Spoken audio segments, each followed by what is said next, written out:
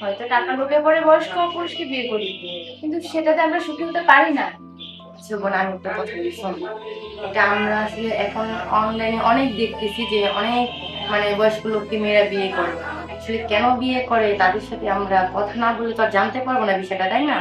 তাদের লাইফ হয়তো বা ক্যামেরা অন স্ক্রিন অনেক সুখী হ্যাপি ম্যারিজ লাইফ দেখাইতেছি, কিন্তু এই যে তোমার সাথে কথা বলতেছি এখন কিন্তু তোমার ভিতরে কি আছে না আছে সবকিছু আমি সত্যিটা জানতে পারতেছি, তাই না?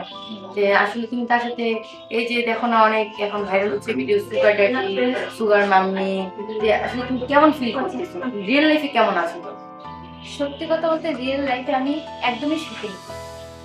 টাকা পয়সা দিক দিয়ে সুখ হলে কি হবে, হচ্ছে মানে নিজের জীবনের দিক দিয়ে মনের দিক দিয়ে কোনো মতে আমি সুখী না।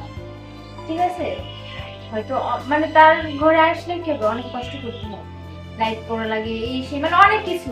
তো মিডিয়াতে মানে সবাই ভাবে যে আমরা অনেক সুখী, টাকা পয়সার জন্য একটা পুরুষকে বিয়ে করেছে। হ্যাঁ ঠিক আছে, আমি লোভে পড়ে ওকে বিয়ে করেছি, কিন্তু আমি সুখী নেই।